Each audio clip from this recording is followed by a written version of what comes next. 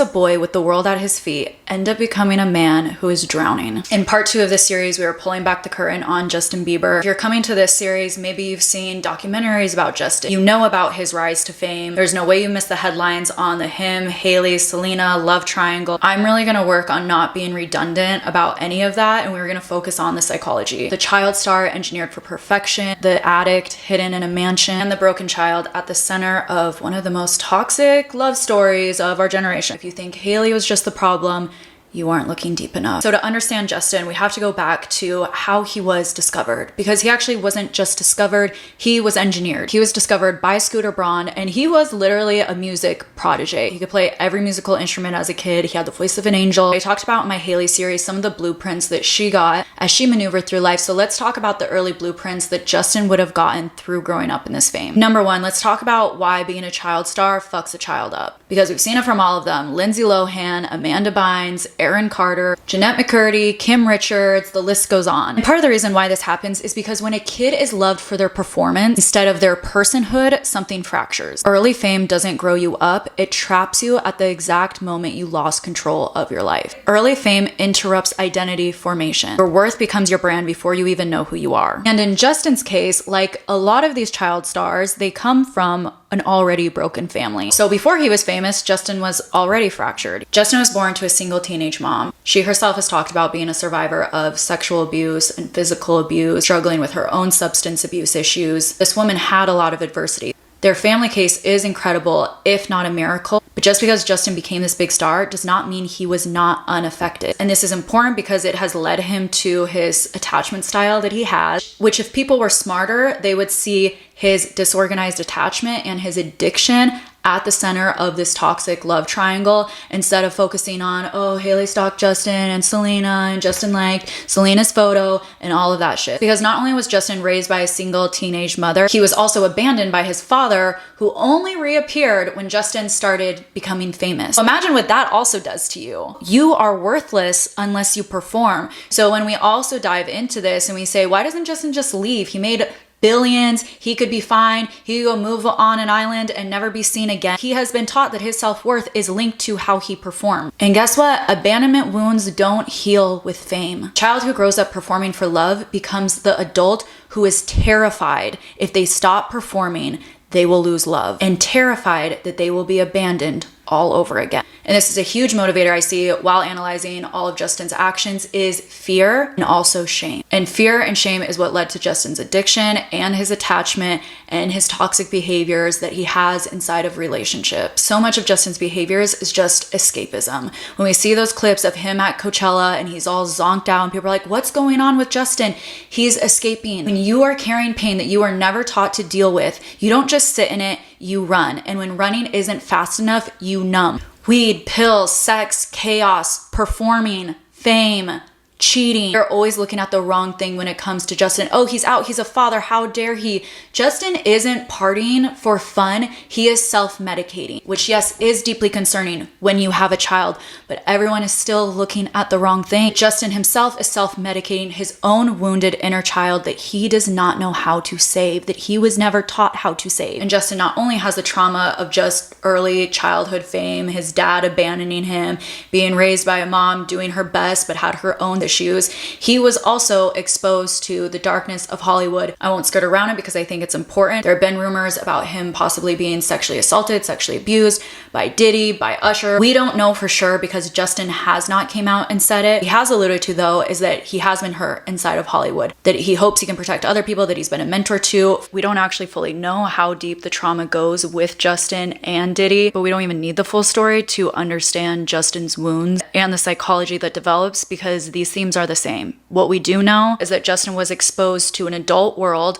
of substances, of parties, of fame culture, long before his brain was ready or capable of handling it. And I am very convinced that Justin has a very deep mother wound. Justin does speak very fondly of his mother. I do believe she was someone that was trying her best. However, how does a child's psyche handle it when your caretakers aren't there to protect you. And the thing is, Patty could have done her best as a mother, but she did fail to protect Justin. Parties, drugs, women, the adult world served to him on a platter before he probably even lost all of his baby teeth. But even though a lot of the times when a male child experiences abuse, it is usually done at the hands of another male, but they still develop this mother wound that the mother should have protected him. And I do believe that this is where a lot of Justin's hatred towards Hailey comes from. I feel like the internet tries to joke about this, haha, Justin hates Hailey. I really believe this man hates Hailey. Justin's betrayal trauma didn't just damage his trust in the world, it wired him to expect exploitation inside of every relationship. Justin's blueprint is trust is unsafe, love is a lie, and vulnerability equals danger. Justin's substance abuse and his substance addiction is at the forefront of a lot of his behaviors, but in a trauma survivor, addiction isn't just about substances, it's about relationships. And this is what has led us to this toxic love triangle that the world keeps talking about 10 years later. Justin shows the exact pattern for disorganized attachment. Here's what you should know about disorganized attachment. It is my favorite attachment to break down, number one, because it is my attachment style, but number two, because there's not a lot of information on this. We hear a lot about anxious attachment, avoidant attachment, but disorganized attachment is one of the most painful attachment styles to have, and that is because it is born out of the most painful life events. Most people with early childhood trauma, physical abuse have a disorganized attachment style. And what categorizes disorganized attachment is that you crave intimacy while expecting betrayal. So people with disorganized attachment love in loops. It's something that looks like this. It's, I need you, I push you away, I want you back, now I'm going to destroy it. And it's because these people don't believe that love will last, and they also don't believe that they deserve this love. And this type of attachment style leaves people open for escapism, like we see in Justin. Because escapism is this unprocessed pain, again, stuff that usually starts in childhood, and then that leaves you with emotional chaos. You have to soothe that emotional chaos, so you go into whatever that addiction is of your choice, whether that be substances or another person, and that leads you to temporary relief. But because all of that is a blanket, what is then created is deeper shame. And once you feel that deeper shame, you go right back to the start of the cycle, because what you're feeling is that unprocessed pain, which is going to lead to emotional chaos. Justin's pattern of self-destruction did not just stop at drugs and alcohol, it bled into his relationships. I really can't even believe there are two camps that say Team Selena or Team Hailey, because none of these relationships are healthy. Why are we rooting for any of these? During his time with Selena, there were so many rumors that he cheated on her. He was having hookups with models, with fans, with casual flings, while publicly working on his relationship with Selena. And we have Hailey as one of those people where there were cheating allegations and timelines blur. And some people, crazy enough, look at Justin and Hailey's marriage as, oh look, Justin's healed. Their wedding pictures are so beautiful. Oh, what a cute couple. The happily ever after fairy tale. But Justin marrying Hailey, while the timelines of him and Selena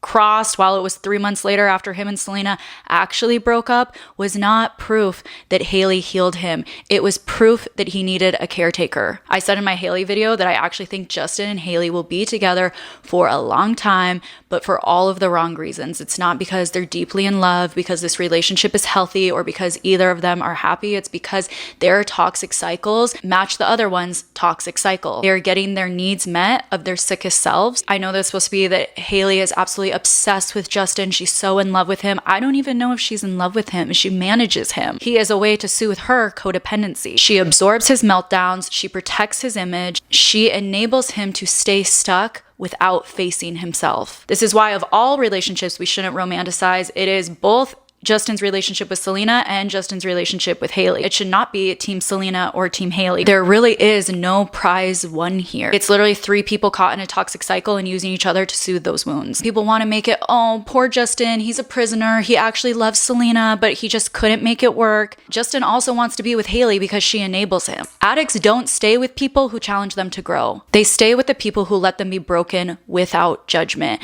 And while you can look at that and say, hey, wow, what a love story. She loves him in spite of his addiction, in spite of his flaws, and he loves her too. That would be one thing if it wasn't so centered around their own self-hatred and the way that they run away from their own shame and fear. And they do find safety within each other because real healing is scarier than self-destruction for them. Well, okay, that's Justin and Hailey, but did Justin ever really love Selena? You know, in my analysis, I think the answer is probably, but not in the way that fans want to believe, not in this fairy tale way. Justin and Selena's relationship was not about peace. It was not built around them being healthy. Again, just as like I said in my Hailey video, it takes two toxic people to be together. I think this was true with both Justin and Selena. I do think though that it's very real that Justin misses Selena, but in trauma survivors, nostalgia isn't just about people, it's about escaping into a lost version of yourself. Justin is someone with deep trauma, and every single time it's crazy to me that people will take a child star and they'll be like,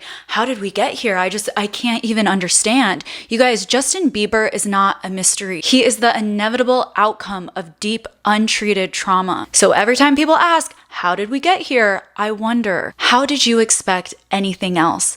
Look at the path. It's textbook. A broken home, a child sold into fame, a brain rewired by dopamine before it even had the chance to finish developing. And we didn't just watch it happen, we built it. And if you understand that, you'll also understand this. Justin's likelihood to continue to self-destruct and spiral is far more likely what is going to continue to happen more than it is that he will ever fully be healed. So now what? Is Justin someone that we should pity? Was he a boy crushed under the weight of a machine that he couldn't escape? Or is he the man who was handed a gift of a lifetime on a golden platter that he couldn't even help but set on fire? Justin Bieber isn't a villain. He was a boy who was abandoned, sold, and worshipped, but never taught how to love or be loved. But pain explains the behavior, it doesn't excuse it. You can feel compassion for the broken boy while holding the man accountable for the wreckage that he's left behind. Justin Bieber wasn't born toxic. He was shaped by abandonment, by betrayal, by addiction, by a world that chews up its brightest stars and spits them out before they even have time to know who they are. But his chaos doesn't happen in a vacuum, and that chaos has consequences and lasting impact on the people who he is affecting. Because when you drown in your own demons, you don't just hurt yourself. You take down a lot of people with you, and those usually are the people that try to love you. In part 3, we shift the lens because this was never just about Justin, Hailey, and Selena. It's about the world that chose sides, the world that turned a public heartbreak into a public blood sport, the world that always needs one woman to be the villain while the other is a fantasy. In part 3, we're going to expose how Justin created the love triangle, how the internet keeps it alive, and whether there was ever any real healing at all, starting with Selena. And if you guys are ready for that video and more, make sure you please like, please subscribe.